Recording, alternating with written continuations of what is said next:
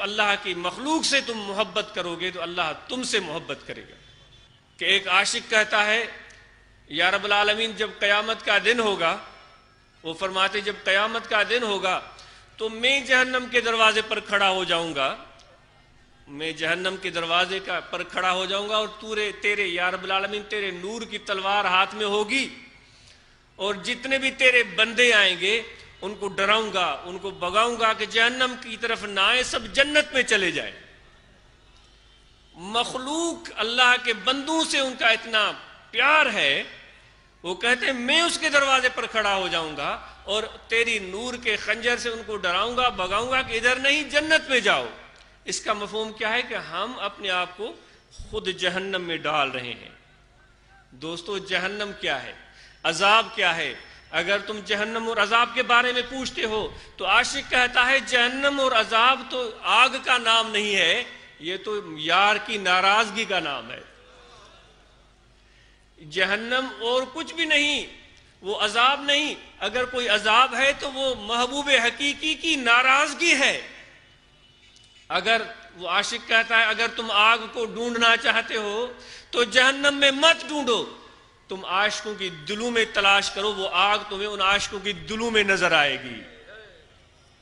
وہ عشق اور محبت کی آگ، کہتے ہیں اس آگ کا مقابلہ جہنم کی آگ بھی نہیں کر سکتی۔ وہ عاشق کا قول نہیں بلکہ حدیث کے الفاظ ہیں کہ حضور فرماتے ہیں جب خدا کا عارف عاشق جہنم کے اوپر سے گزرے گا تو وہ جہنم بھی چیخے گا، وہ جہنم بھی پریشان ہو جائے گا، وہ بارگاہ الہی میں عرض کرے گا کہ یہ کیسا بندہ آ گیا ہے جس کی نورانیت، جس کی رحمت میری آگ پر غالب آ گئی ہے۔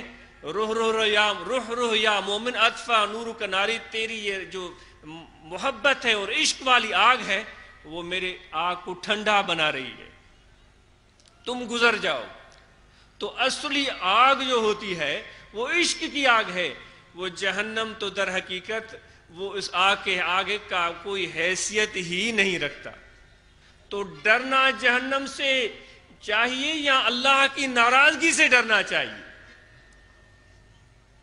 بلکہ یہاں تک کہ وہ عاشق کہتے ہیں کہ یا رب العالمین مخلوق خدا کو جہنم میں ڈالنے کے بجائے مجھ کو ابوالحسن خرقانی فرماتے ہیں کہ میں تیار ہوں یا رب العالمین مجھے جہنم میں ڈال دیا جائے، تیری ساری مخلوق سکون اور آرام میں رہے۔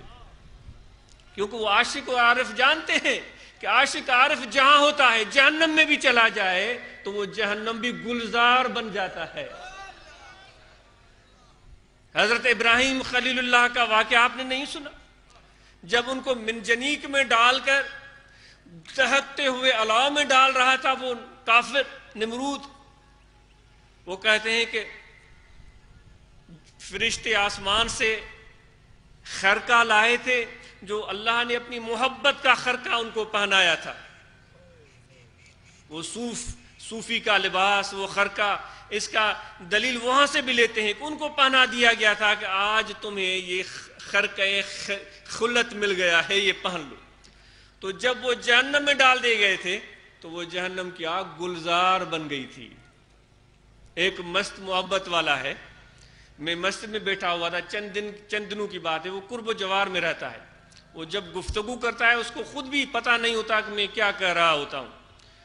اس کی گفتگو سن کر میں بھی لرز گیا تھا، وہ مجھے کہنے لگا کہ اپنے ساتھ رکھنا ہے، مجھے کہنے لگا چند دنوں کی بات، مجھے اپنے ساتھ رکھنا ہے۔ میں نے کہا انشاءاللہ۔ تو نے کہا اگر جنت میں جاؤ پھر بھی ساتھ رکھنا ہے، اگر جہنم میں جاؤ پھر بھی ساتھ رکھنا ہے۔ میں لرز گیا، میں کانپ گیا، میں اس کو جہنم سے ڈر نہیں لگتا؟ وہ کہنے لگا اگر جنت میں جاؤ پھر بھی ساتھ لے جانا ہے، اگر جہنم میں جاؤ پھر بھی ساتھ لے جانا ہے۔